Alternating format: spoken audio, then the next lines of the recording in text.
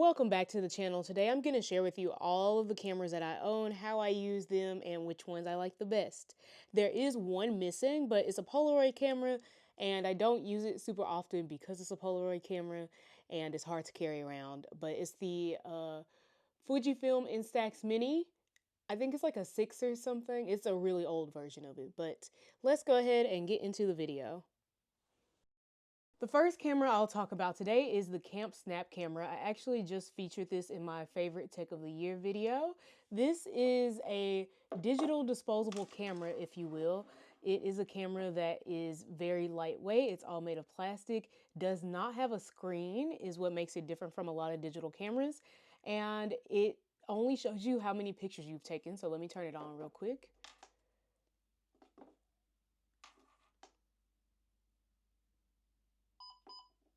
It does that beep and you know that it's on. And there you go. You can see I've taken 135 photos with this since I've had it. It has a flash. You can see you can do on, off, or auto. And it has this little noise machine so that when you take a photo, you get that little ka-chit noise. Hopefully y'all could hear that. They come in a lot of different colors. They cost about $65. These are fun when you want to have photos that look a little bit different, have that vintage look, when you want to be really intentional about the photos that you're taking. And additionally, when you just want to be in the moment. So with this camera, you have to carry around a cable if you want to get the SD card out. Or sorry, if you want to get the photos off of the camera, you have to walk around with a cable, and that's not the most convenient. Additionally, you can't take the SD card out, it's screwed in, so you have to walk around with a screwdriver if you want to get it directly from the SD card. It's just a lot, and to me, I just really like the camera. I think it's a lot of fun. Apparently it was originally made for kids, but when I'm carrying this, I'm going for a very specific look.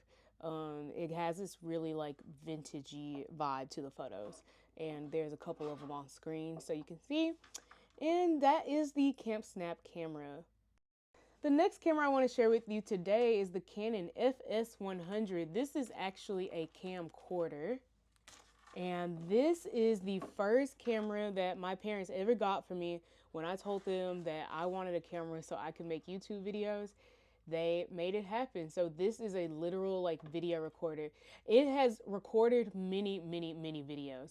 Zero of these have ever seen the outside of my bedroom, and I don't think they ever will.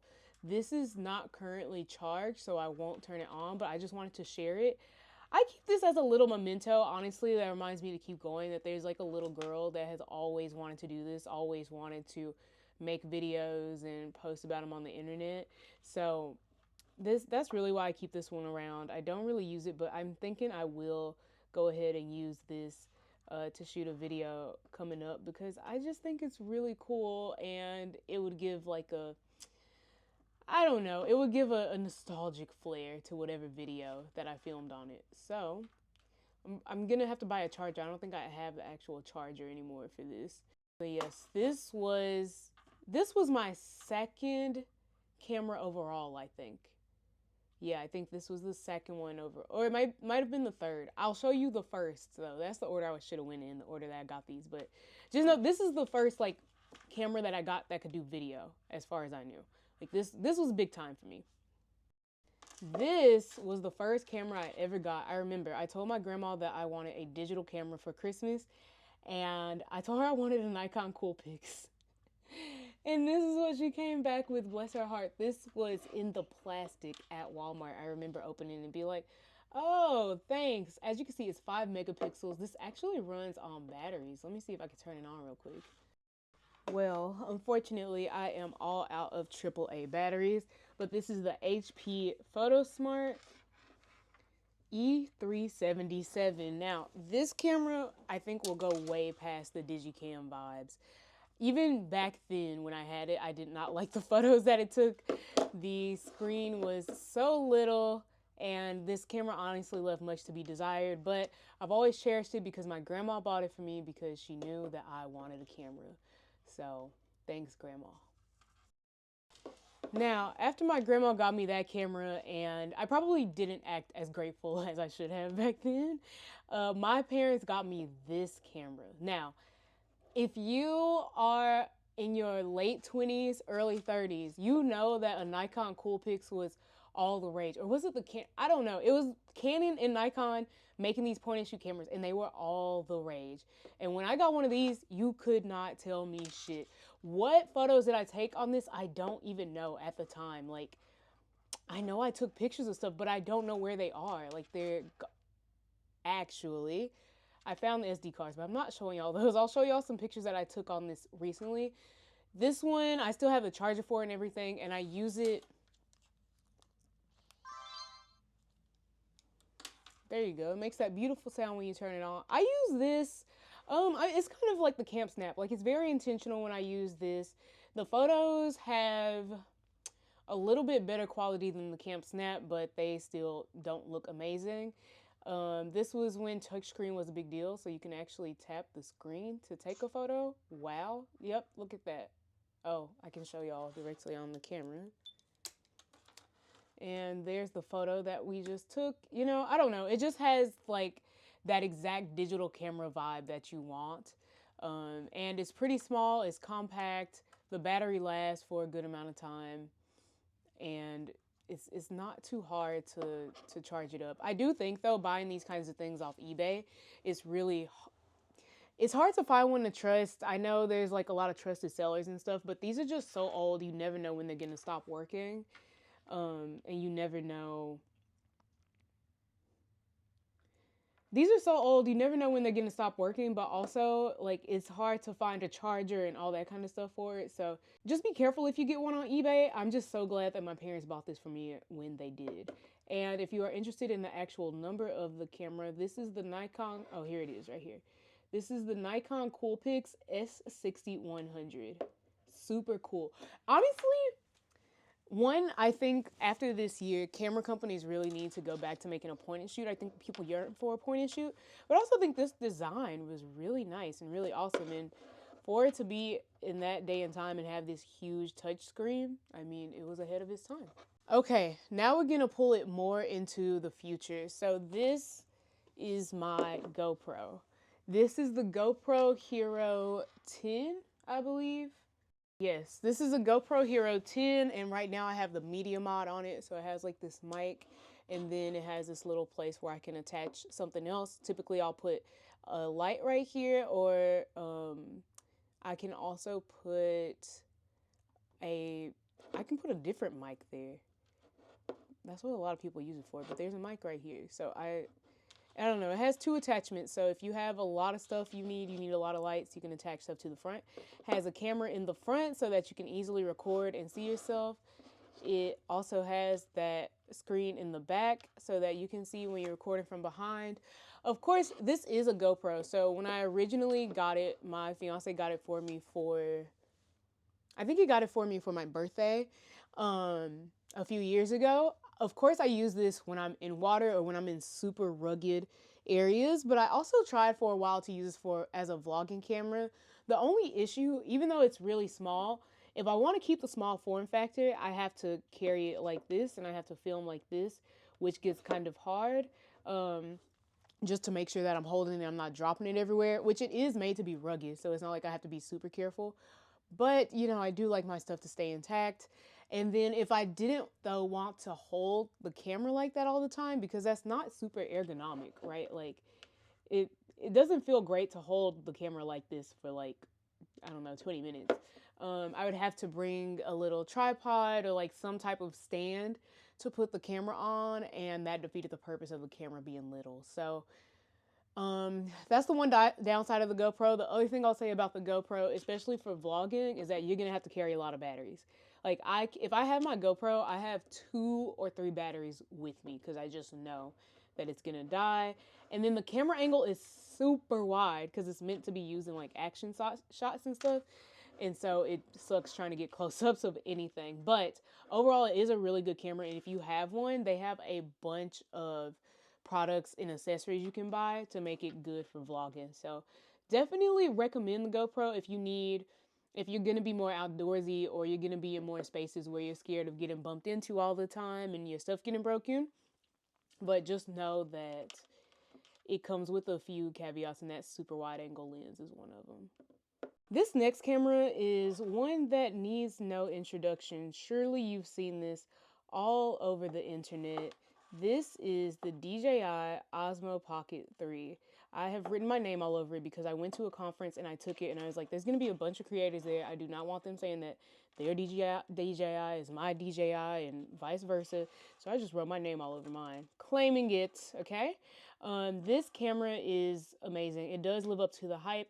For me, it is the form factor. This camera can fit in the tiniest of purses and not take up too much space, even in the case that it comes with. I love that you can also film a horizontal video on this as well.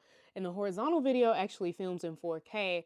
And there's a little trick that you can do to film the vertical videos in 4K, but I cannot remember it, so I'm sorry, I can't show it to y'all. And that leads me to my next point of my only qualm with this camera, and it's probably just because it's newer to me, is that I don't really know how to use it. Like the face tracking and all that stuff, whenever I get it to work, it's kind of by chance. Okay, so there we go. Just learned if I double click, it starts face tracking. And you can see it on the screen, but if I tilt you up a little bit, you'll see the camera actually move as I go left, right, and back down. And then I can also move, the camera left and right with this joystick that's on the camera, right? If it wants to. There we go. You can see it. Yep, I can push it left and right. Now, there's also a setting where I can push this up and down. Right now it's zooming, but that's not what I wanted to do. I wanted to move the camera actually up and down. So there is a learning curve with this, but I mean, there's a learning curve with every camera, I guess, so that's really not anything to complain about. So yes, if you have been debating on getting the DJI Osmo Pocket 3 and you don't have any other cameras, I would say go for it. Or you don't have like a super tiny camera, I would say go for it. But it's not like it's just something that's gonna automatically level up your content or anything. Like, you still have to put in the work, you still have to actually film. So only buy it if you know you're gonna use it. Now let's talk about this bad boy. This camera is the talk of the town. I think the only camera more popular than this one is that dang Fujifilm X100VI, and I still haven't been able to get my hands on that one, but I was able to get a Canon G7X. Now, this is the camera that every YouTuber uses. If you are in your late 20s, early 30s, you know this was the camera of YouTube. Like, if you were filming YouTube, you were using this camera. Let's go ahead and turn her on. Now, I bought this camera specifically for photo because what I'm filming on right now I'm filming on my Sony a6700, but as I just told y'all, I buy really tiny purses and I just can't be carrying around a mirrorless camera with a huge lens on it. And I needed something that was really good for photo, and all those cameras that I just showed you don't take amazing photos, but this camera does. Tons and tons of videos on this camera, so I won't harp on it for too long. Does it live up to the hype? Honestly, I would say no. Like, it's not that serious, but does it live up to the hype? I would say no. But it does do really well in taking photos. So you need to have a purpose to buy this camera. I wouldn't suggest it for video because it can only record up to 30 minutes of footage at a time. I don't like to be limited on how much footage I can record in one go. So that is why I bought it for photo and not video. But it's nice that if I want good photos and I want good videos, I can take this out with me and be able to get both. And if I'm vlogging outside, I'm not going to record more than 30 minutes at a time. But, you know, if I'm at home, I need something more than that. So yes, I like this camera. I also only just got this one a couple months ago and haven't gotten to use it too much, but it does take really good pictures, and I like taking pictures on this instead of taking pictures on my phone.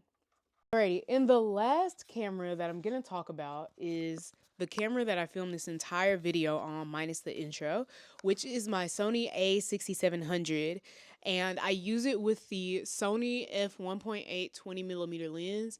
I absolutely positively love this camera. Before I had this one, I had a Sony A6400, and I wanted that IBIS, that in-body image stabilization, and that's what made me upgrade to this camera. And I do have a bone to pick with it though. It overheats like it's nobody's business. This camera gets so hot so fast. Remember how I just said I don't like having a limit on how long I can record?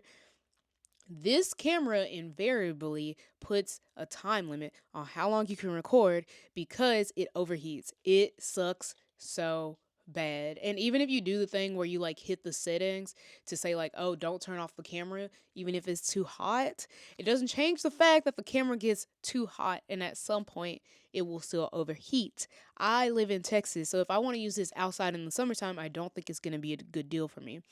So I probably will upgrade this sooner rather than later, unfortunately.